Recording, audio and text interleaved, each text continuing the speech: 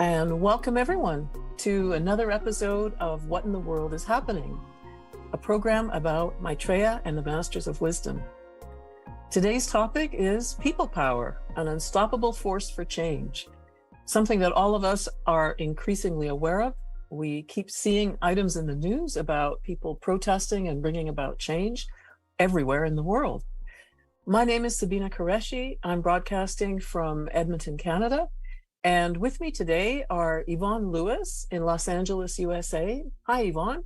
Hi, Sabina. Nice to have you. And Tim Boetzkes, also in Edmonton, Canada. Hi, Tim. Hi, Sabina. Hi, Yvonne. Hi, everyone. Great to be here. Thanks for having me. That's great. And just so you know, you can watch us also on YouTube, Twitter, and Twitch, all of those under Message of Hope Weekly.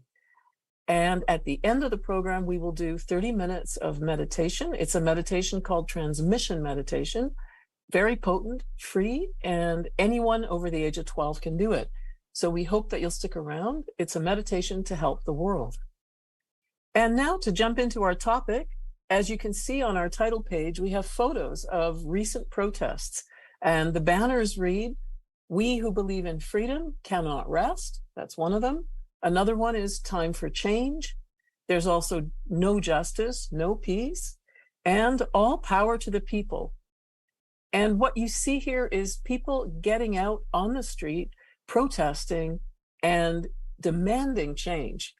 This is something that's very powerful, but until recently, nobody had really studied it or analyzed it to the degree that it's now been done. So we're going to talk about some of that today, to talk about why this works. What exactly is it that happens? And to start off, we want to talk about people power through history. Everybody has heard of the French Revolution. Women's suffrage is something that we now all take for granted, that women have the vote, but it wasn't so. And it was quite recent that some countries allowed women to have the vote. Surprisingly, Switzerland in Europe didn't give women the vote until the 1980s. So that's a bit shocking.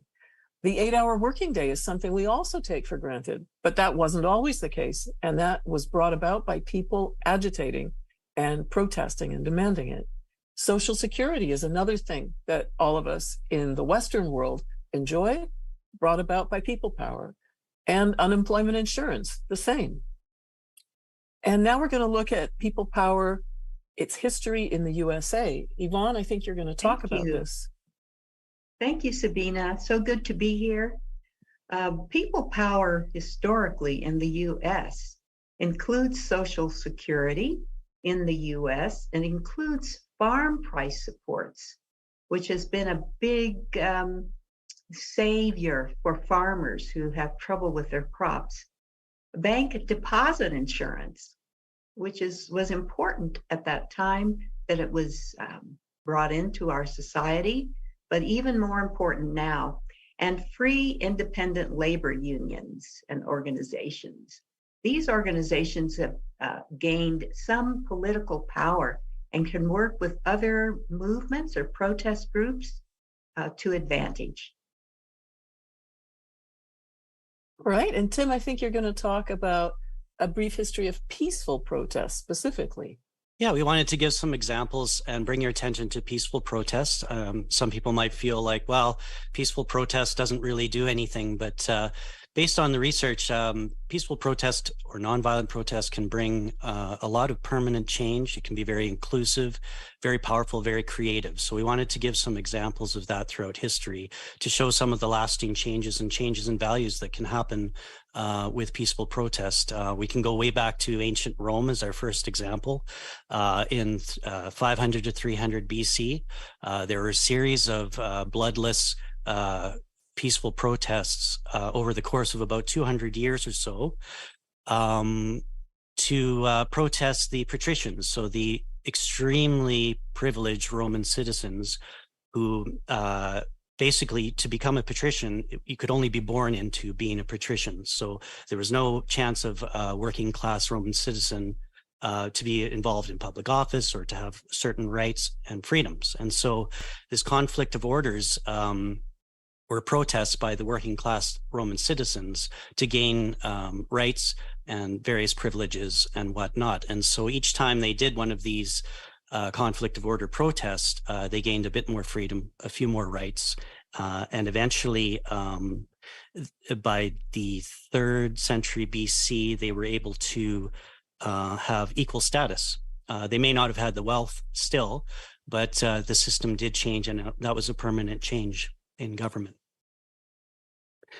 We also have the suffrage movement, and you can see how amazing and beautiful some of these movements are. The Women's Suffrage Parade in 1913 in Washington, the New York Times called it one of the most impressively beautiful spectacles ever staged in the US. So that was led by the suffrage movement, the human rights lawyer Inez Milholland. She dressed in white with a white cape and rode on a white horse and led the parade, and they had floats and bands, and 5,000 women from all different countries, ethnicities joined in the parade, and they marched down Pennsylvania Avenue. And they were met with a lot of resistance, of course, mostly men, crowds that would hurl insults and kind of encroach on the parade. And at some points they had to go single file, but they did make it to their destination and were able to make some speeches, and of course won rights to vote 7 years later. So there was permanent change with that as well. And then we also have the famous March on Washington, Martin Luther King Jr., also a peaceful protest, an excellent, famous example of peaceful activism. It takes strength and courage. It takes good planning and organization, but it can be done peacefully. More than 200,000 Americans marched to promote racial equality and justice. And this is where Martin Luther King did his famous "I Have a Dream" speech. And it was a culmination, it was joyful, culmination of speeches and songs and prayers led by politicians, clergymen, entertainers, and civil rights leaders. So it brought hope and renewed strength for the civil rights movements. Also, the medals heard around the world. So this is another creative way of peaceful protest. The Summer Olympics in 1968 in Mexico City. Now, this was in the US, was reeling from the assassination of Martin Luther King at that time, and also, again, turmoil for civil rights. So this was a way to bring attention again to what was going on in the US. These Olympians, track runners, 2 men, John Carlos and Tommy Smith, African-American track runners who won medals. And while they were on the podium with their medals, they bowed their head to the national anthem, but raised their fists as a symbol to bring attention. So millions of viewers saw this around the world, and it brought their attention to this. Many were not happy as well, but it was a great way to bring attention to the civil rights movements in the US. We have the People Power Revolution in the Philippines in 1986. This was an excellent example over the course of 3 days of a peaceful movement of 2 million Filipinos who overthrew a dictatorship of Marcos, and he was exiled to Hawaii.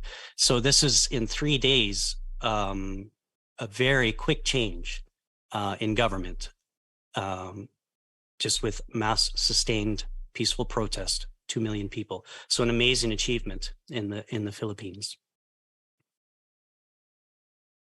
Also a creative, we have the singing revolution in Estonia. I believe that's our next example, 1986 to 1991. So in Estonia, in 1939, the Soviets had occupied Estonia, and then during the war, the Nazis, and then again the Soviets after the war.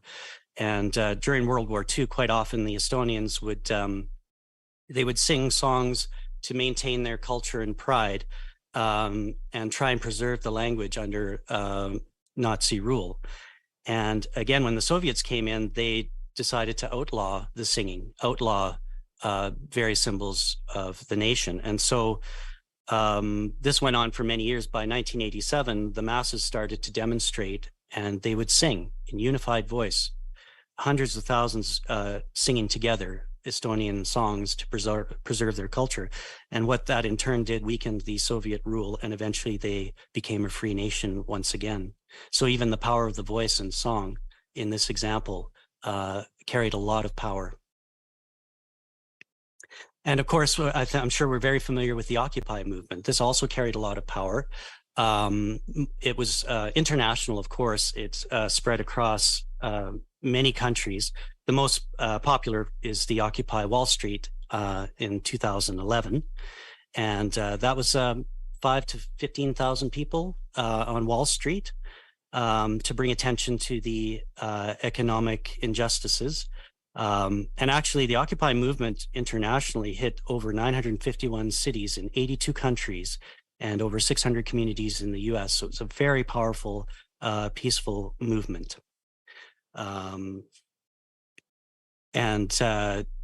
We also have some examples of, I mean, it's a social political movement. So this was really groundbreaking as far as economic inequality and bringing attention to that.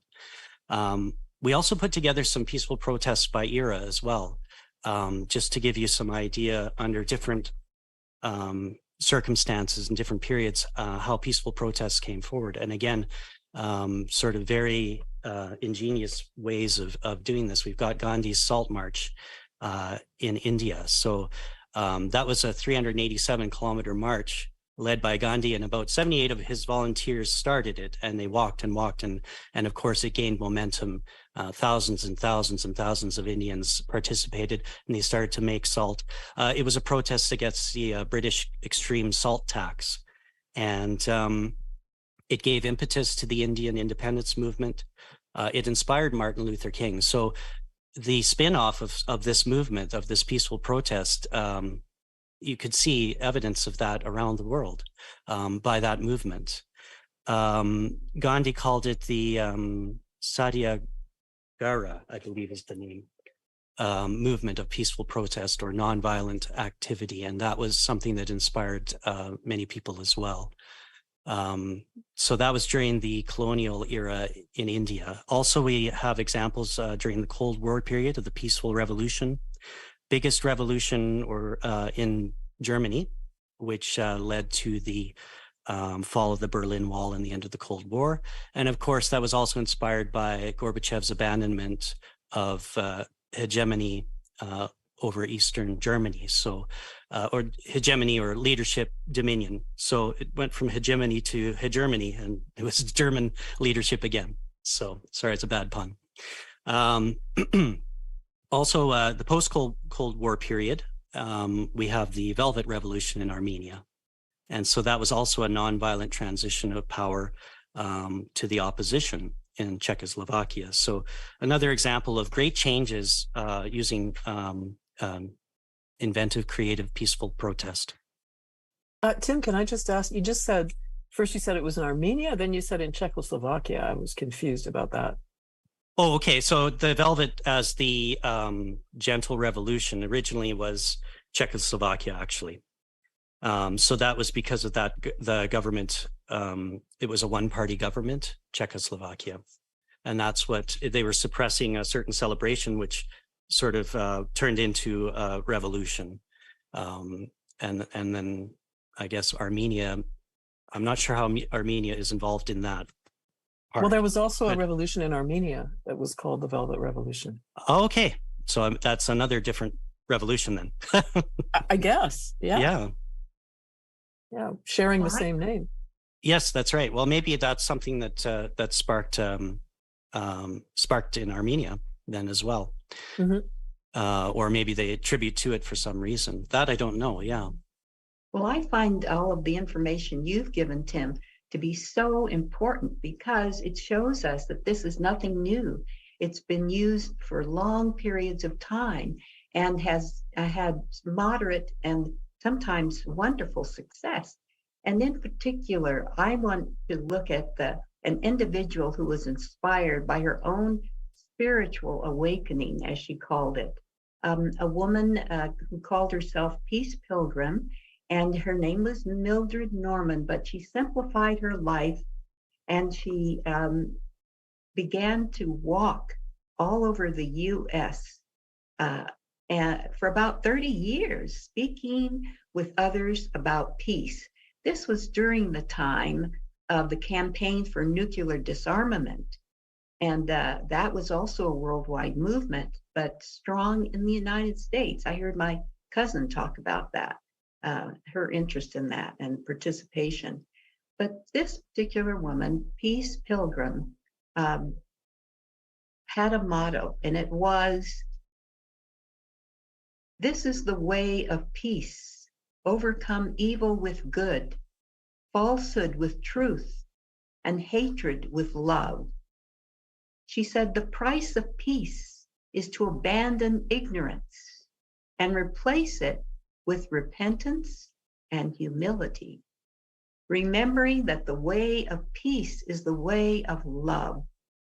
The price of peace is to abandon greed and replace it with giving, so that none will be spiritually injured by having more than they need, while others in the world still have less than they need." And I thought that concept of spiritual energy was quite provocative. I hadn't heard it before, even though I'd read her work. But in this time, we think of that in terms of our choices to do good in the world together. Thanks, Yvonne. That was great. I'm going to talk a little bit about a woman who did research on peaceful protest, Erica Chenoweth. She wrote a book with Maria Stephan called Why Civil Resistance Works. Excuse me. And what they did was they studied peaceful or nonviolent resistance movements between the years 1900 and 2006. So there were a few hundred of them during that time. And what they found when they looked at those movements and the results of those movements was that more than half the time, the nonviolent protests achieved success. And the violent protests achieved success about a quarter of the time. So the actual statistics are 53% of the nonviolent campaigns and 26 of the violent campaigns achieved success. And success here means that they were able to bring about the change that they wanted. How did they do these things? Usually it could have been boycotts, civil disobedience, non-cooperation, any kind of nonviolent non-cooperation. And these actions help separate regimes from their main sources of power. So that's really what these peaceful protests did. And they were able to produce remarkable results, even in places like Iran, Burma, the Philippines, and the Palestinian territories, places where it often seems that situations are entrenched and you can't produce change. And what they found was that nonviolence promotes democracy, whereas violence promotes tyranny.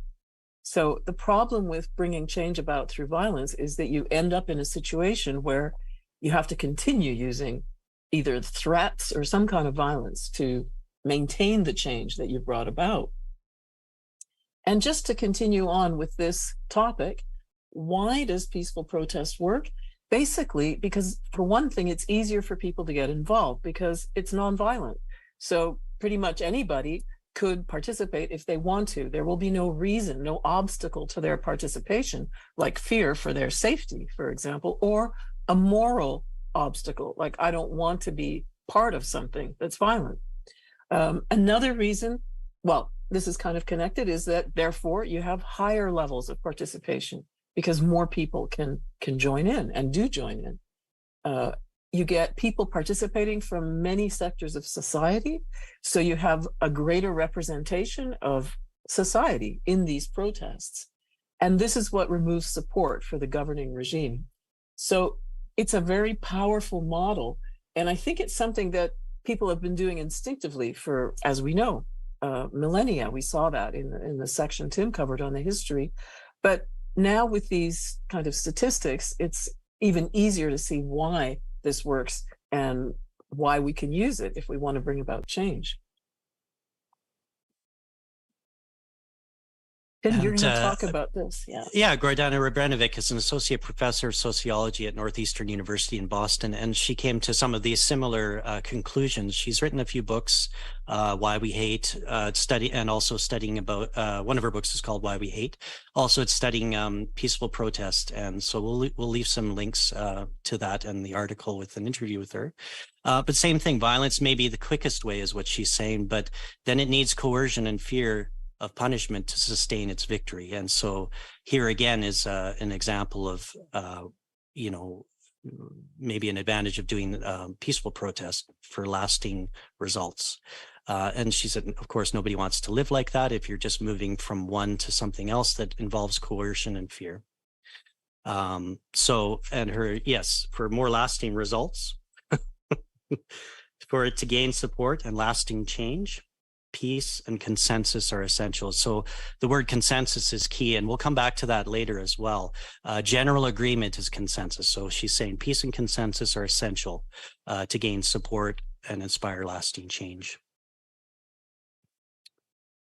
And I'm going to continue by talking about how many people do you need to bring about this kind of change? And people use the term critical mass. So here we go back to Erica Chenoweth. Excuse me. She did a TEDx talk in 2013. Now that's already 10 years ago. So there may be updates to this information, but in that talk, based on her research, she had found that you only need 3.5% of the population to bring about change through peaceful protest. That is amazing. 3.5% is very, very low.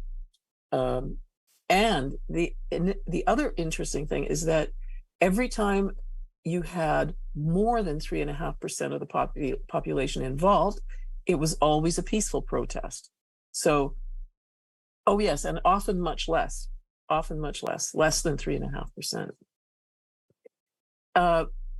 Nonviolent campaigns are on average 4 times larger than violent campaigns. So again, we see that it's much easier for people to join a nonviolent campaign, and they do. So really, there's no reason not to. So your chance of getting that 3.5% is much greater if it's a peaceful movement or a nonviolent campaign, correct? That's right. And So, I mean, 4 times larger, that's a huge difference, right? that's right. And what did we say for worldwide? You need what, 280 million, is it? That's right, 280 million, yeah. To get 3.5. In the US, 11 million in the US, and 11.6 million, yeah. And what if we had 3 billion? 4 billion instead of just 280 million. That'd be great.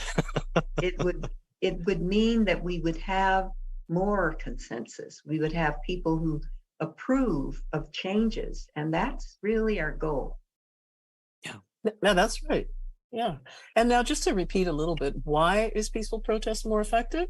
It's more inclusive and representative, and it allows people of all different levels of physical ability to participate. So you can have elderly people, you can have children, people with disabilities, anybody who wants to, basically. And it's a way of showing that you're removing your cooperation from the powers that be, or the governing regime. You're saying, no, we don't agree. And according to Erica Chenoweth, when you do that, the odds are always in your favor. So that's a very encouraging thing to hear. Yes, it is. And this is an opportune time for change, because we're changing our neighborhood in the celestial realm, as it were. We're coming out of the era of Piscean energies and building a strong individual, and moving into the energies of Aquarius, where the group has its effect. That is, the coming together of strong individuals can produce change. And so the energies that stimulate this are the energies of peace and equilibrium, and the energies of synthesis, which is key to the Aquarian age, coming together, a cosmic magnet type of energy that brings us together to have effect as groups. 5 people and then 500 people. And then the group advances the good of all. The group actually is the consciousness of all, even though, of course, the individual consciousness consciousnesses are extremely important. But as a group, they can advance to a higher level than alone in the age of Aquarius. So with this change of age, Yvonne, that means that the energies themselves are different. And that means, I think, the structures that were built in Pisces are built on Piscean energy. So our political, economic, social structures are built on those energies, correct? That's right, Tim. And because those energies are waning, they're going away, then the structures have no more support. And so you see the economic structure falling, you see the political structure being invaded and divided in such a way that it's less effective. You're absolutely right. These energies matter. So the incoming energies of Aquarius are so different, and are getting used to this, that does create some of the chaos we're seeing. Where, the young people understand, well, oh no, well, I want, to work as a group. I want to join this protest so things will change in the way that I see it happening for the world. And then you have a group, oh no, don't change anything. I'm doing fine. This is not what I want. So there's that conflict in the change of energies. That makes a lot of sense, right? We've got one leg in one age and one in the other, feeling the strain of the two. And now there's more Aquarian energy now than Piscean energy, because every day we're gaining Aquarian energy. That's correct too? I would say so. I heard that it was half Piscean and half Aquarian age energies, but that was some time ago. So yes, we are gaining in Aquarian energies. So that's to our benefit. And we wonder, well, how can this possibly happen? Because everything is so fragmented, but that's ending, and a new opportunity energetically is going to be available for the world more and more every day, growing every day. So this means there are energies available that weren't before that we can use to help during this time of transition. And it's a major transition, right? All the structures are under change. So, and fortunately we have help. I mean, it's very strange, very difficult for everyone to do this transition, and the need for change is deep and profound for everyone. And so, and people can feel like they're, hopeless sometimes, like there's no hope in this, but there is a lot of hope. We have all of these great energies bathing the planet every day, moving us towards a brighter future. And we also have the Masters of Wisdom. We wanted to talk about them as well. Mm-hmm. So the Masters of Wisdom are great spiritual teachers who have evolved to the point where they have mastered themselves. So when I say master, it's not master over anyone. They've mastered themselves to demonstrate perfect love and wisdom. And this is an evolutionary thing. So you could think of them as our elder brothers and sisters, the human race. We as humans are on an evolutionary journey. We go life by life in the cycle of reincarnation, gaining experience. And the Masters of Wisdom have done that. And they've gone through all the ups and downs of humanity. They know us really, really, really well. And they've always worked behind the scenes, guiding us and helping us along. And because of this, the importance of this time, this unprecedented time, the Masters of Wisdom have chosen to come forward in physical bodies to help us. They have attained perfection. They know all the energies that are coming into the world at this time, and they know how to work with them, and they understand our issues and where we need to go. So they're not here to tell us what to do or start a new religion. They're here to guide us loosely as teachers. They will sort of introduce us again to who we really are as divine beings in incarnation. Their priorities, of course, are feeding the hungry, rights, human rights, sort of reclaiming our positions as divine beings, understanding ourselves, ourselves as one. Yes, one. Tim. And at the head of the Masters of Wisdom is Maitreya, the world teacher. So he is the most evolved of the Masters of Wisdom. They would call him master. And again, he's mastered himself and obtained a certain level of evolution. He is also in the world at this time in a physical body. And Tim, may I say before that as well, that the Masters of Wisdom are they have disciples or people, teachers in the world who have brought us this latest wisdom, the Ageless Wisdom teachings to the West. in particular. The East has other traditions. In our Western civilization, Helena Blavatsky, Helena Roerich, Alice Bailey, and most recently Benjamin Creme have brought this information. I think Helena Blavatsky actually spent 3 years in the high Himalaya with teachers and came back and said, there are teachers there. And Helena Roerich, in contact with one of those teachers, wrote the Agni Yoga teachings and disseminated that information from that point of view. And Alice A. Bailey, in connection with another master of wisdom, wrote 19 books, many of which Benjamin Creme was familiar with. And Benjamin Creme tells the latest chapter in the Ageless Wisdom teaching, that the teachers that Helena Blavatsky studied with and that Helena Roerich and Alice A. Bailey were mentioning were behind the scenes and trying to help humanity, have emerged from their retreat, 15 of them. That's of 40 who will finally be on our planet, but are in physical bodies, and they're here to assist us with the head of the group, as you mentioned, Maitreya. I'd like to talk a little bit about Benjamin Creme, just to say who he was. He was a Scottish artist and author. He was a disciple of a master of wisdom from 1959 until he passed away in 2016. And he lectured and published books without pay on the topic of who the masters of wisdom are, who Maitreya is, and what their message or messages are. In this way, he updated the Ageless Wisdom teachings, and he introduced Maitreya to a new generation. And I think, Tim, you're going to talk about Maitreya, right? Right. So Maitreya, as we were saying before, is sort of the leader of the Masters of Wisdom, if you will. Again, a great teacher. This is nothing to infringe free will. He's not here to start any new religion, but to teach us, to introduce us to who we really are.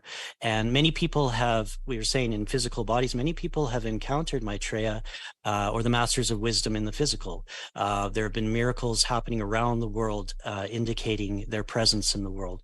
Maitreya has also been spotted in many gatherings, in protests as well, climate protests and human rights protests. His energy will bathe the group of people. They'll feel these energies.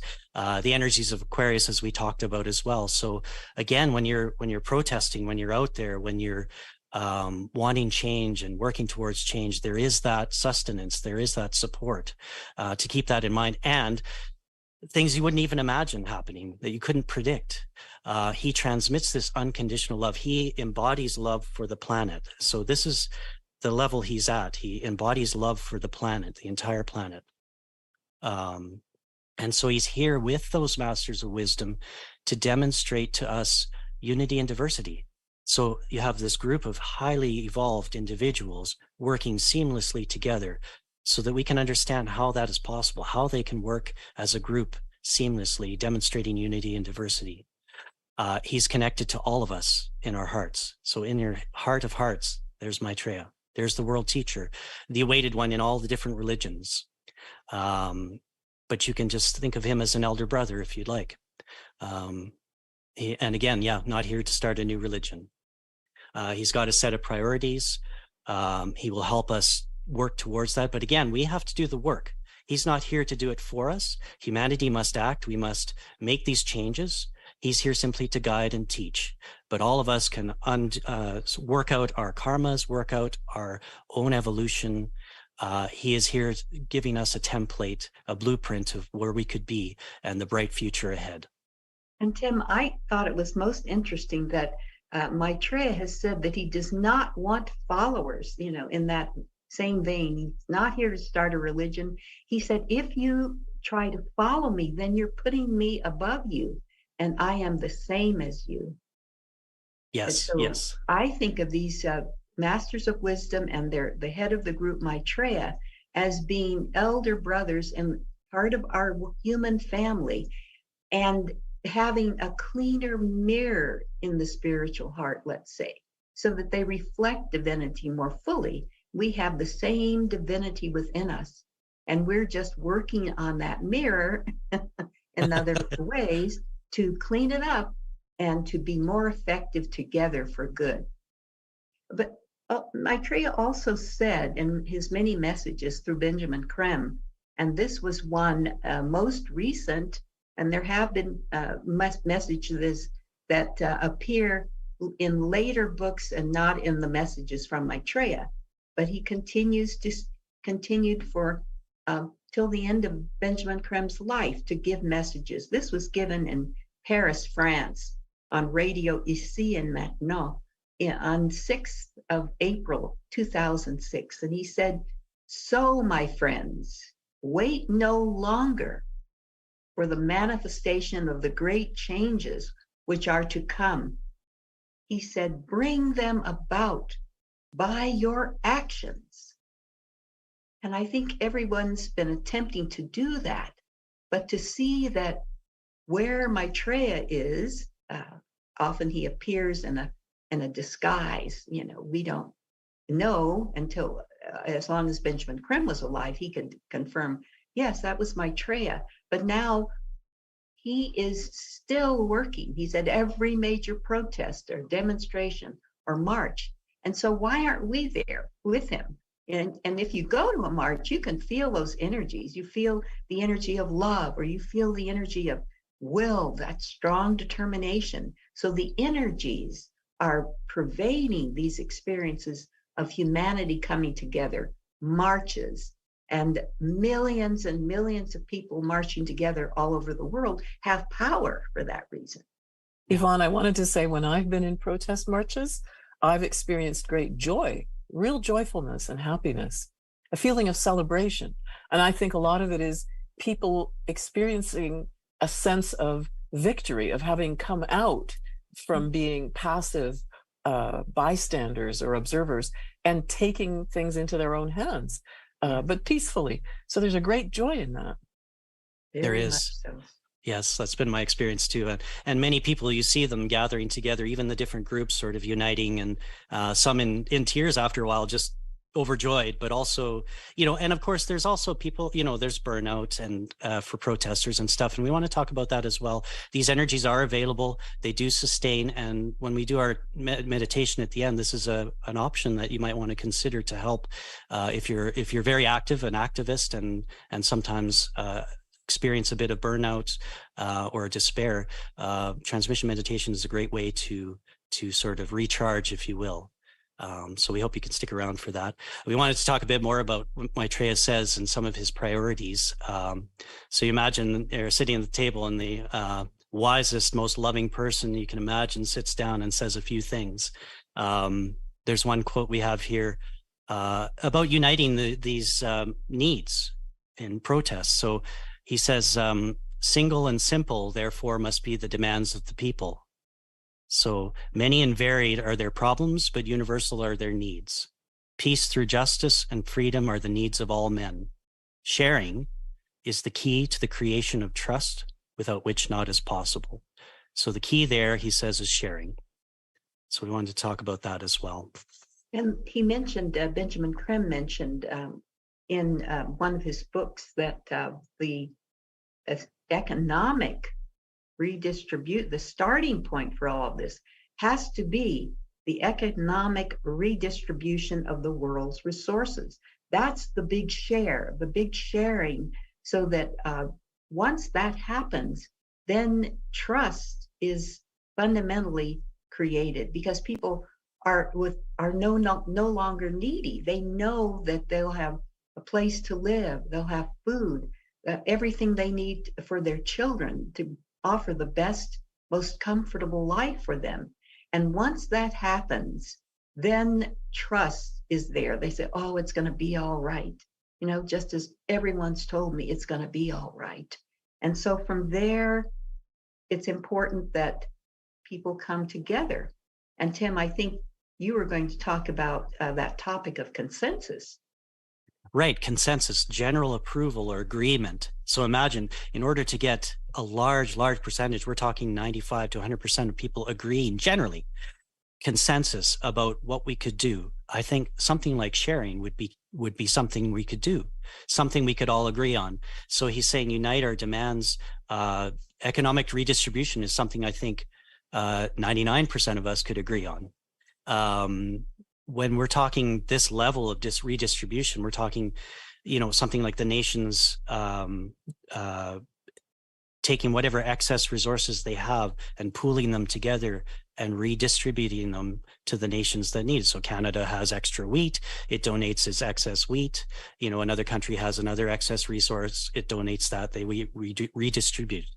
And the economy as well, in such a way that all the nations have representation, and so on. So I think generally most people can reach the consensus about sharing, that sharing creates trust and justice and ultimately peace.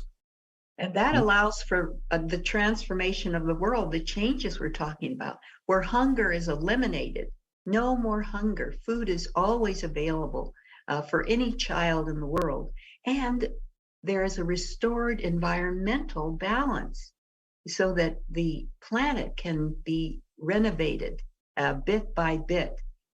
And the most important part, I think, is that we establish universal, comfortable income that eliminates, the needy part of human life, dissatisfaction. It eliminates conflict, and that helps to generate a peaceful world.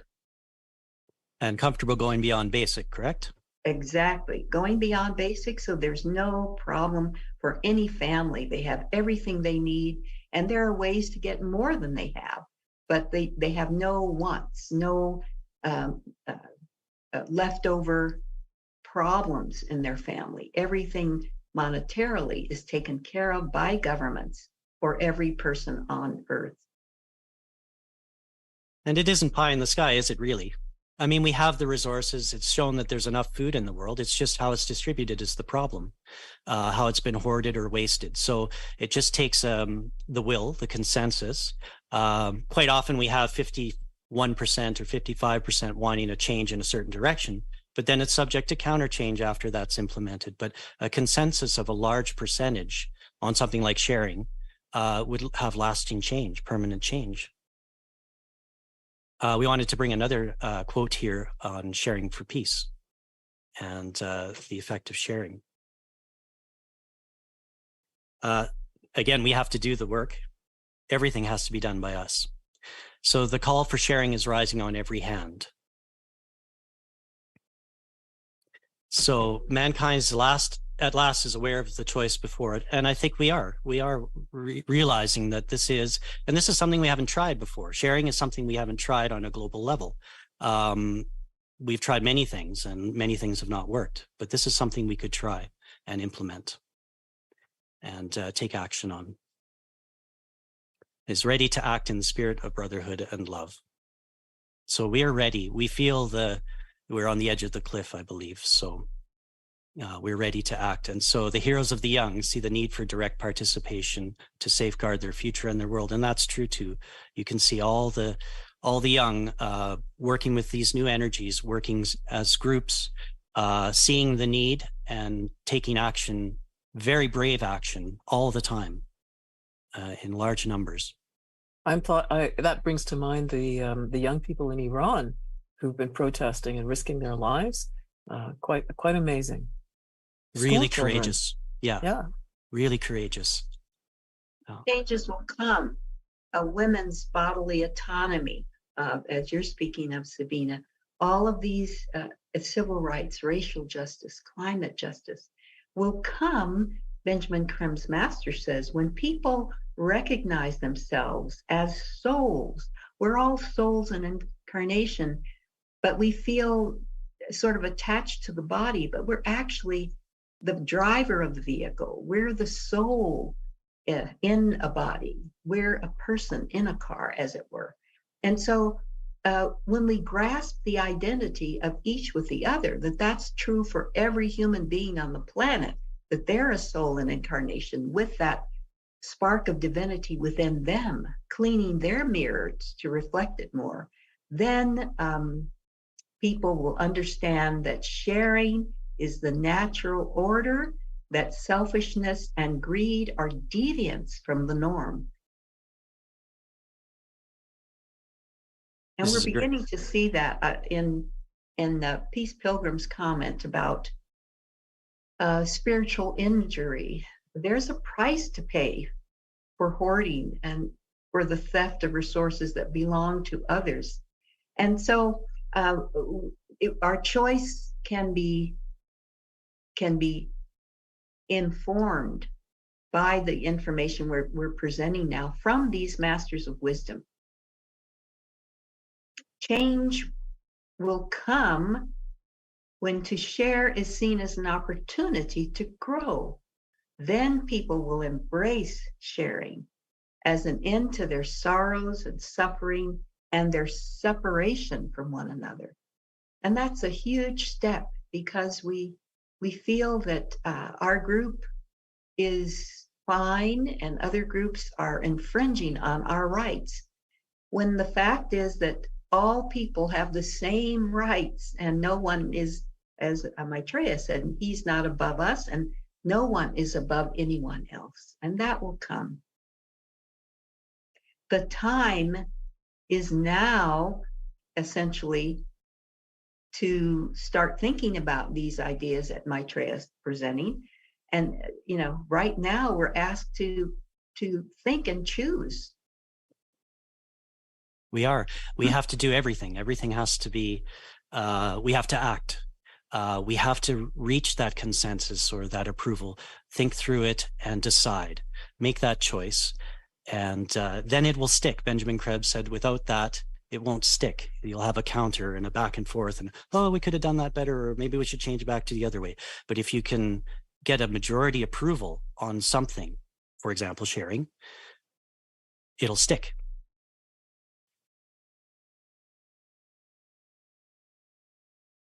Tim, I think you were going to read a quote. Oh, yeah. We wanted to, a few quotes, really great on the voice of the people, since we were talking about people power and where it's going, about that consensus, the general opinion. We see it on the internet, of course. We see there's lots of opinions. It will evolve. Our opinions will become more and more profound and united and creative and so on. So that's in the works. But here's some quotes that the Masters of Wisdom would say. The will and voice of the people will become the guiding light of all countries and nations. So it shows the voice will regain its power to guide the countries and nations. It's a great quote. And also, we have there's the also people's. Yeah, go ahead. The people's voice will become the foundation of society, of political, and of educational systems. Now, just imagine that. And we have a question from one of our participants. How can we be sure the people in control will relinquish their control? And that's a very good question. And when we see that, in fact, the masters and Maitreya say that this is going to happen, it could be natural to ask, well, how can you be sure? How can you be sure that's actually going to happen? My answer, based on the preparation I did for this program, is that looking at the past, when you get 3.5% of the population involved in an action, you will achieve your goals. Now, you may not achieve them immediately. So, for example, if we look at Iran, we were just mentioning Iran, where we have very young people, school children even, protesting on the streets, taking their lives in their hands. Many of them are being killed to protest against this imposition of the need for women to cover themselves. We're not seeing results right away, but according to the research, the results will come. I think that one of the things we have to recognize is that it can take time. And of course, we'd like to see it happen right away. But I think that may not always be possible. There are certain regimes which are extremely entrenched. However, when the change comes, it can be surprising. For example, when the Berlin Wall came down, that was a big shock to people. The Cold War had lasted so long, basically from the end of World War II until 1989. That was more than 40 years. And nobody thought it would end. I mean, we couldn't envision how that would end. But then it suddenly did. So I think if we look at the situation in Iran, sorry, it's probably very similar. So it is going to change. We just don't know exactly when. But what's making it happen is the fact that people are protesting and they're not stopping. They continue day after day. They're carrying on. It's not in the news maybe anymore because it's not new, but that protest is continuing. It's an ongoing protest. And now there's another quote here from Benjamin Krem's master, and he said, let's see if I can get this to come up. No, that's the wrong one. Okay, let me go back here. And it's a quote that actually addresses this too, doesn't it? Because it talks about the invocation. Yeah. That's right. The united voice of the people in all lands, calling for justice and sharing, will set up an invocation which nothing can resist.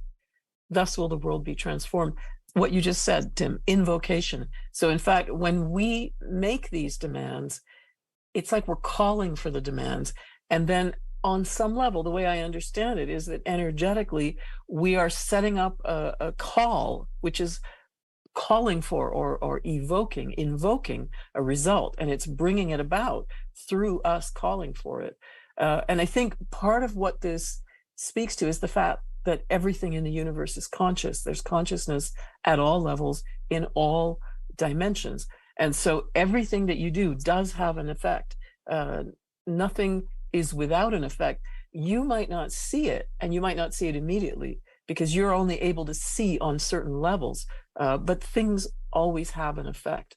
I think that's very important to know because it gives you a sense of the power that you actually have.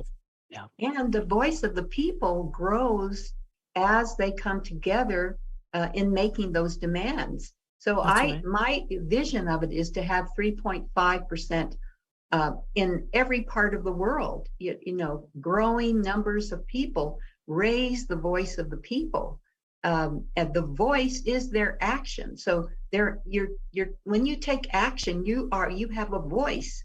That's how it works now because of our political system, which is controlled by private interests, as it were. You know, we all understand that, but we tolerate it, which is the thing that's so outrageous. So this indicates that we must act, but our action has to be in very large numbers. And so as the numbers grow, our voice will get louder. And I wanted to mention too that it is that voice that will call forth the masters of wisdom and Maitreya to work openly in the world. We call it the emergence. But once they see the numbers and the fact that it's possible for most of the people to agree to the changes that Aquarius requires, that everybody is one and treated that way, comes together and no longer separate, then they'll be able to emerge and the changes will go forth with enormous speed and order.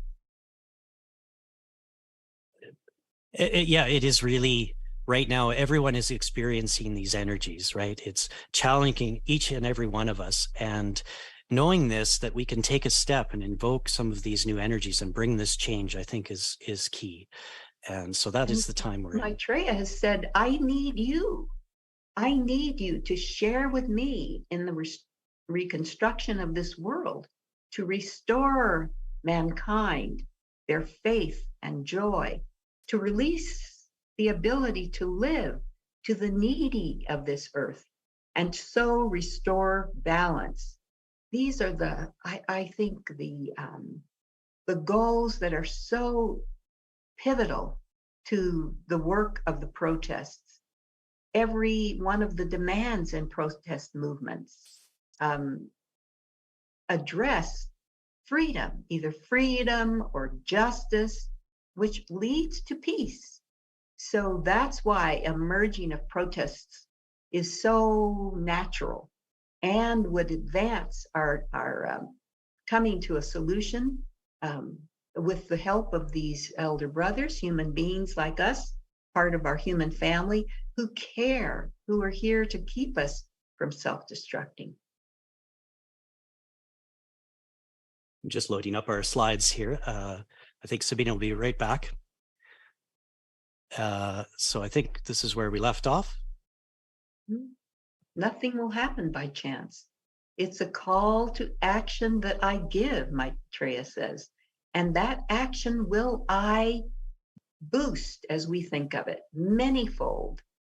So it's a wonderful option that you go out and do something. You feel the energies or you don't, but there's joy there and there's power in numbers and power because we have some, we have wind at our back from our elder brothers. They're there. They're not going anywhere. They're here to help us make it over into the age of Aquarius. And today there's a new light, a new possibility for change. A new hope is sweeping the world.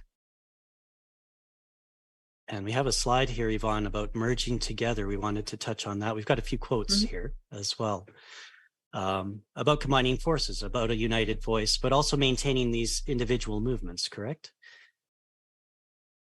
Exactly. So the protesters in the street at protests are saying that coming together like this amplifies our voice. And I wanted to quickly mention that there were mass farmer protests in India against controversial agricultural reforms, and those led to the government backing down after over a year of sustained protest. Other evidence that staying there, you don't go home, it's an occupy, works. And the public concern for the climate increased.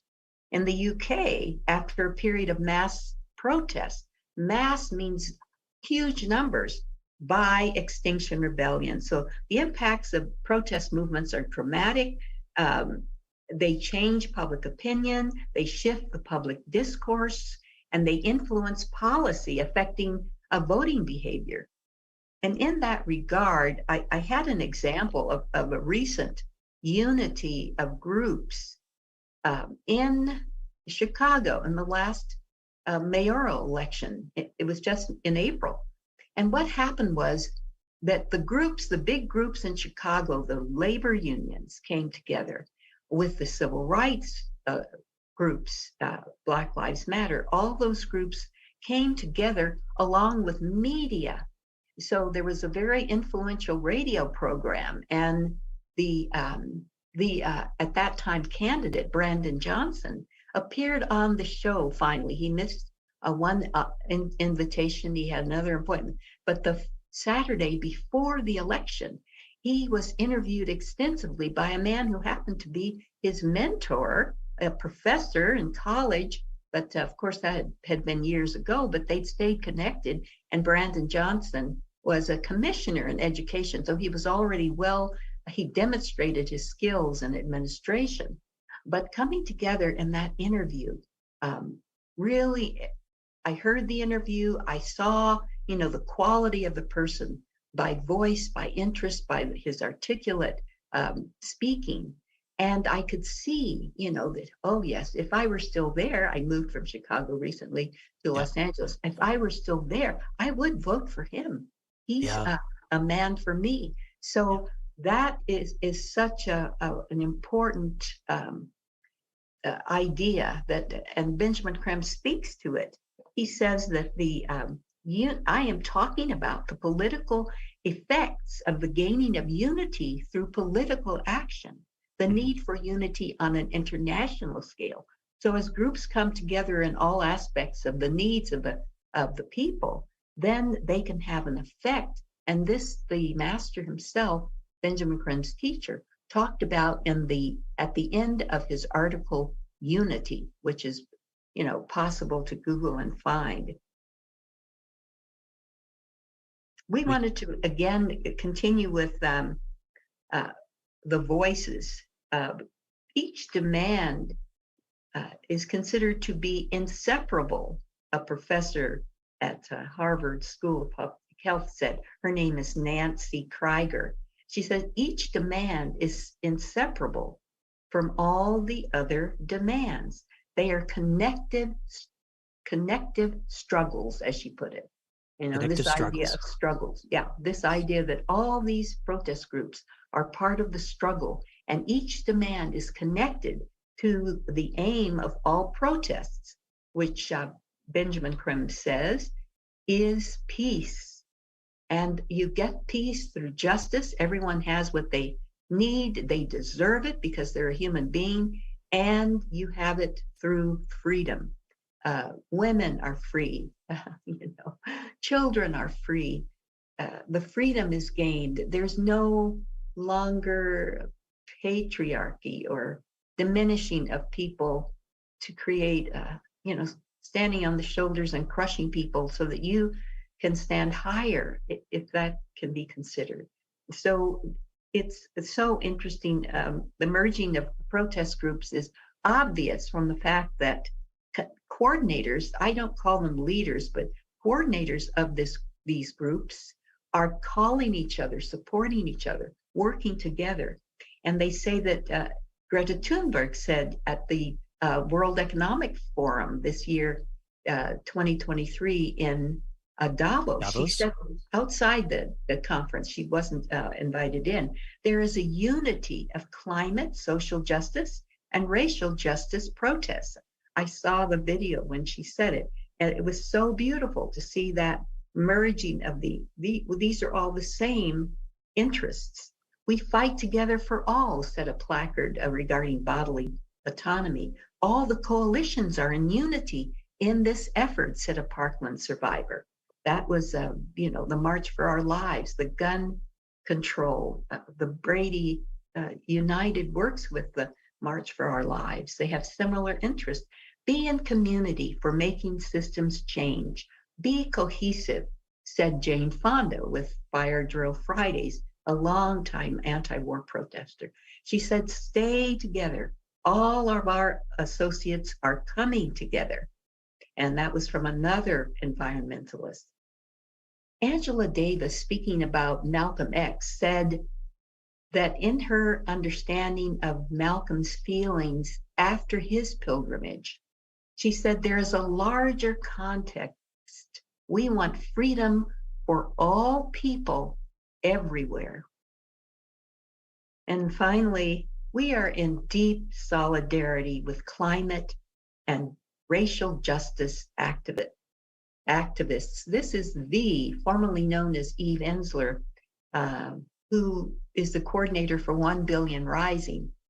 These are women who want to come into their own names, their own bodily autonomy, and their own reproductive rights.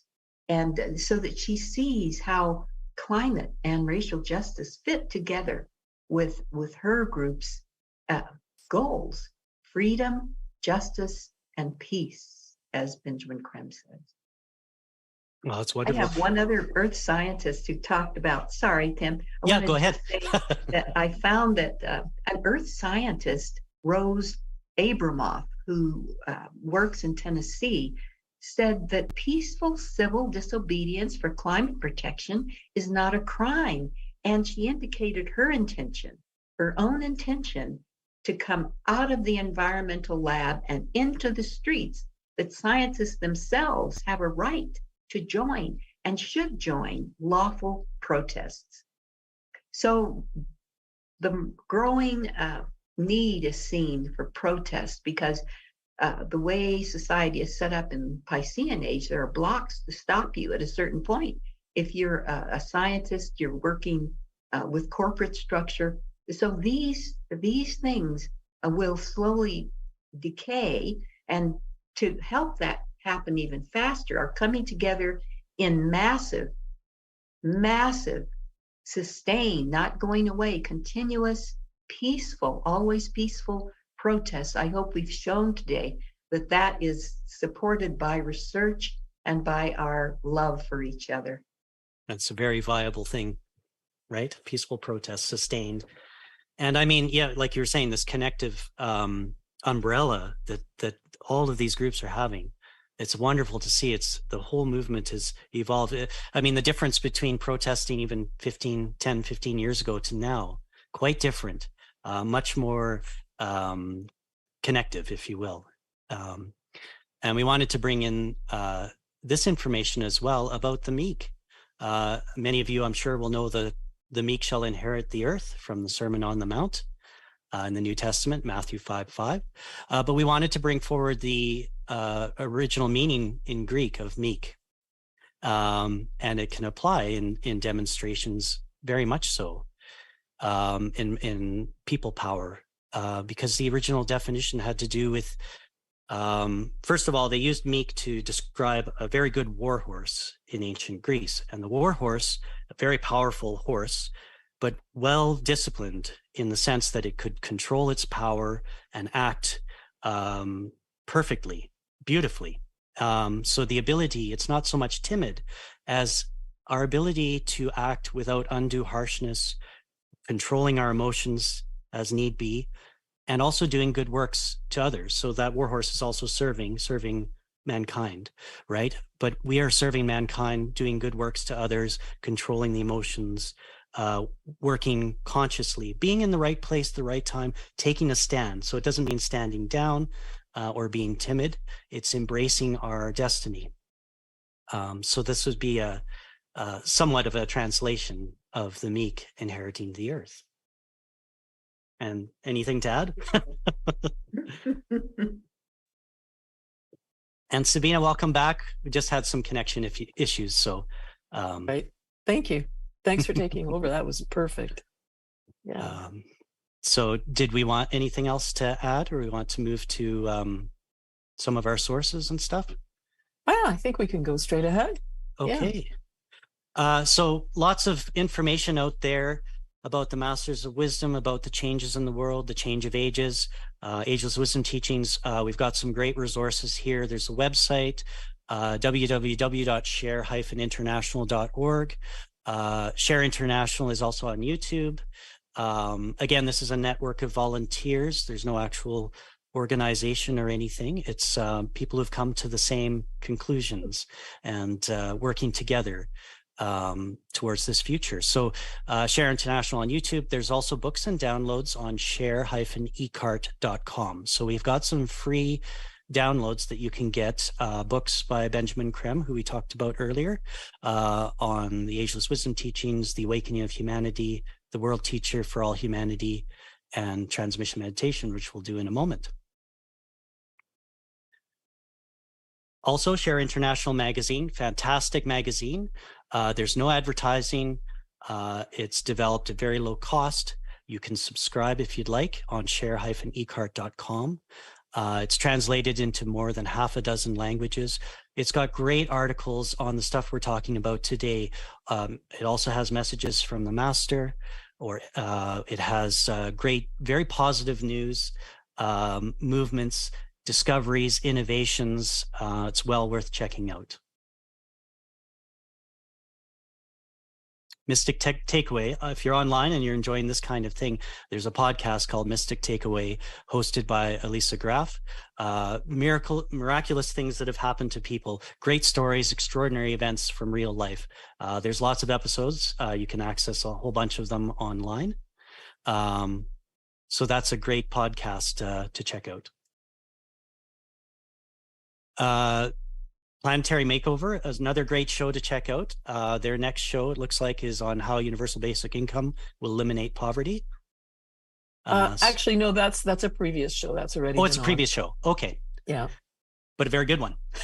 Yeah, that's right. So if you're interested in that subject, it's a great one to check out.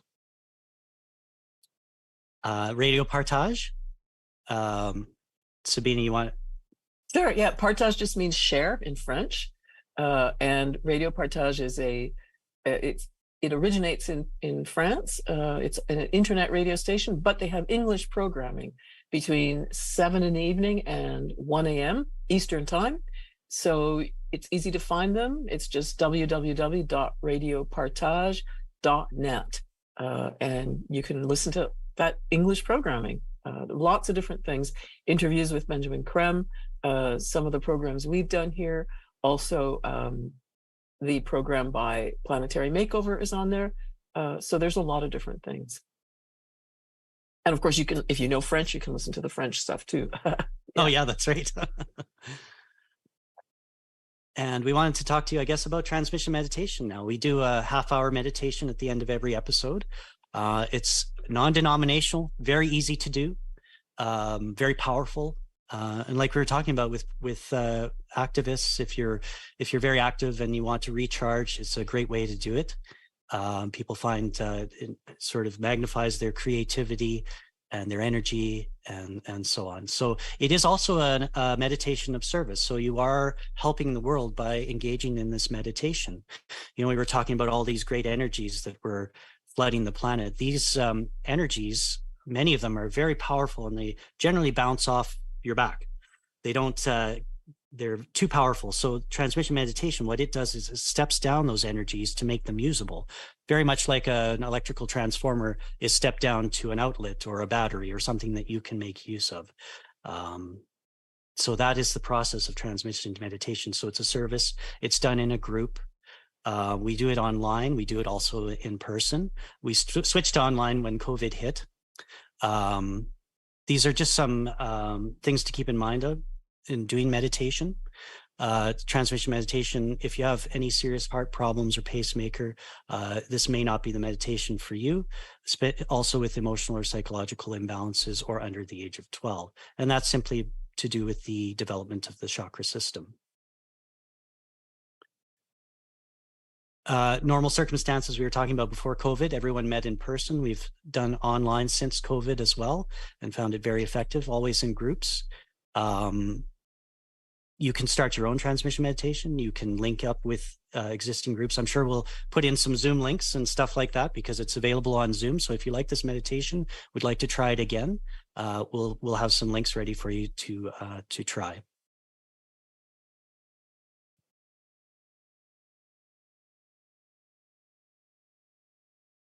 And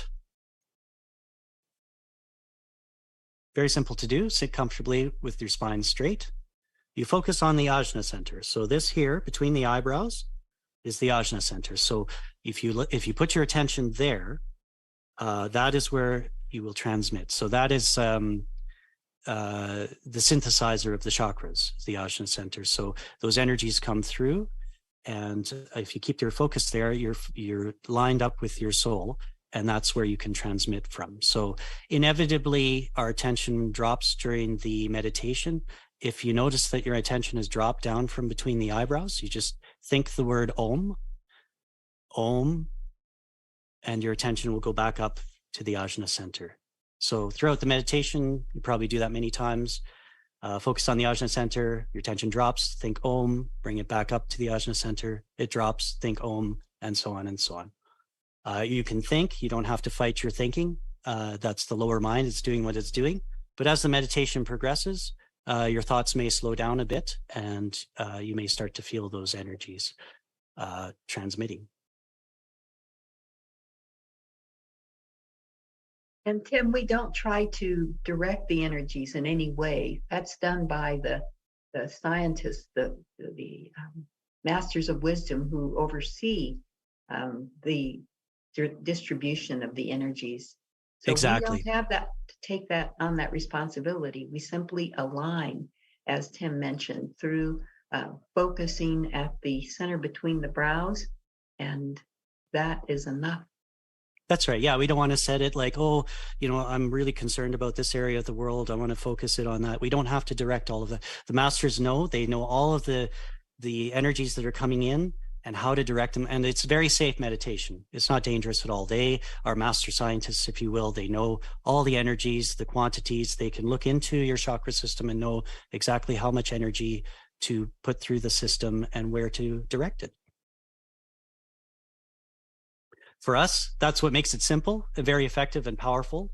A year of steady transmission meditation can be equal to 10, 15, or 20 years of any other regular personal meditation because of the service aspect, because we're doing it in groups, and because the Masters of Wisdom are directly involved. So we hope you try it out with us. Yes. The great invocation sort of rings a bell to let those Masters of Wisdom who will be directing the energies after we, allow by our alignment those energies to come through, we'll understand that we're ready to go. So we say the great invocation. Are we ready to go? I can say the invocation. And what we do is we say the Great Invocation, and then we will listen at the beginning of the meditation to one of the messages from Maitreya. So we're doing message number 21. So you'll hear that at the beginning. I've just share screen my sound, so it should come through. And then we continue with the meditation. Thank you, Tim. Hey, Yvonne. The Great Invocation. From the point of light within the mind of God, let light stream forth into the minds of men. Let light descend on earth.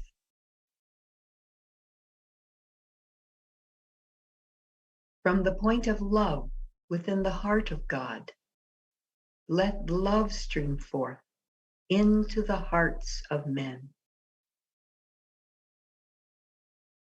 May Christ return to earth. From the center, where the will of God is known, let purpose guide the little wills of men, the purpose which the masters know and serve.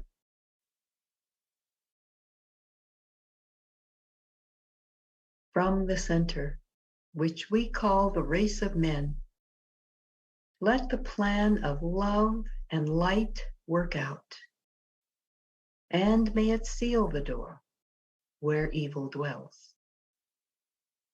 Let light and love and power restore the plan on earth.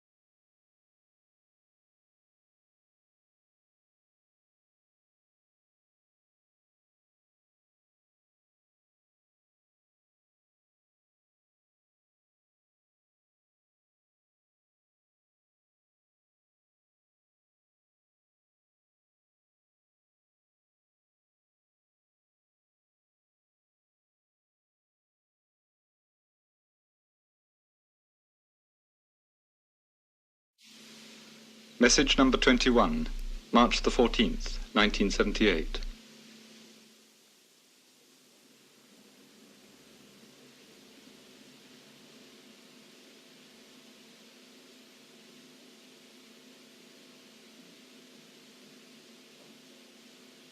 My dear friends, I am happy indeed to be with you once more in this fashion.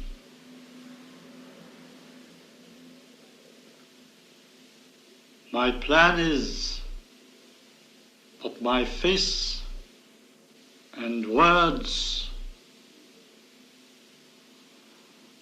shall be known forthwith.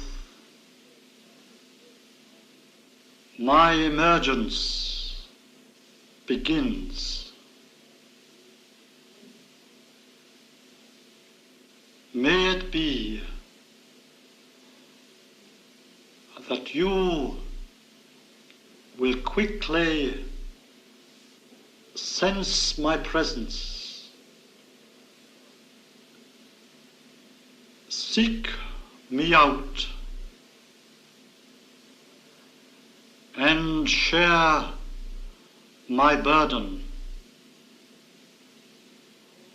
For my plan involves you all.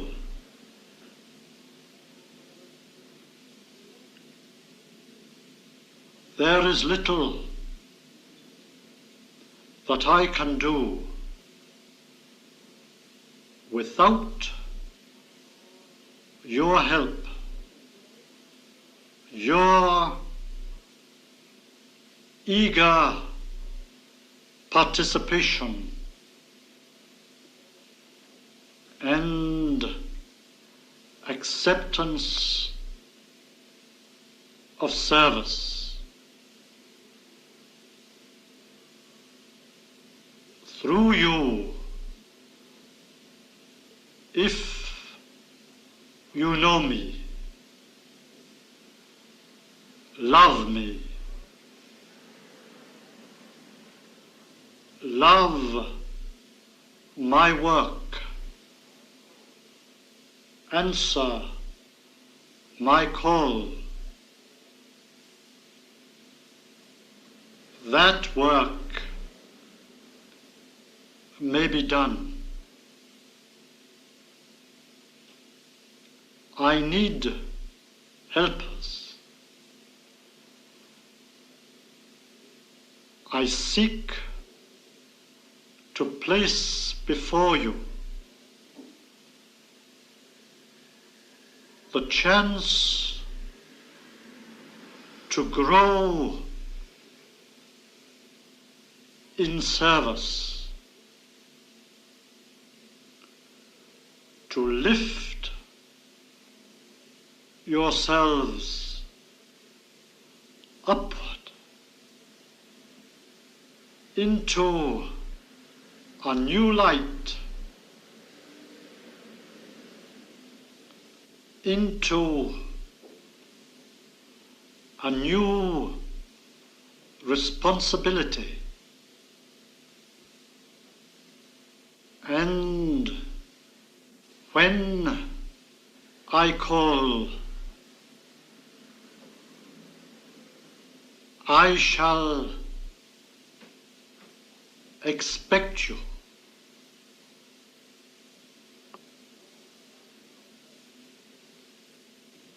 Many there are now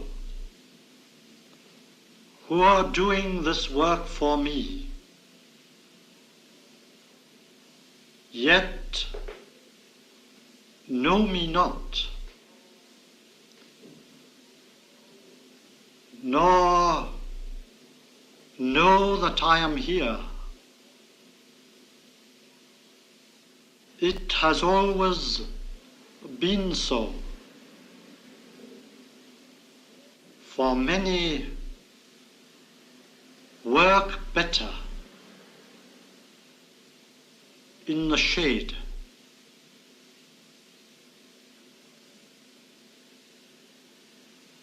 But you, my friends, have the opportunity for full and conscious service. Seize it then, and begin now. Take part in a great plan which is changing the world, which is drawing together all men and all nations, which is showing the way into the future and back to God.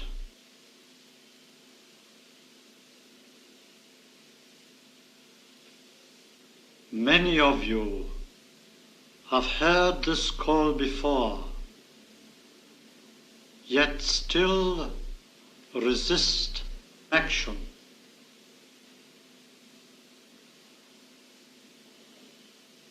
Nothing will happen by chance.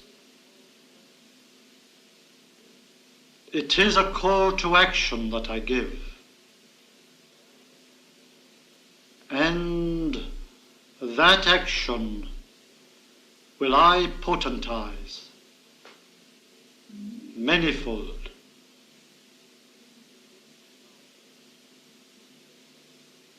Take now this chance to be my disciples, to be my friends,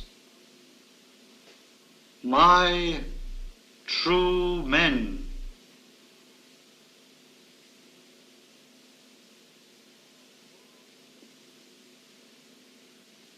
Before my coming, men knew no way out, stuck fast in the quagmire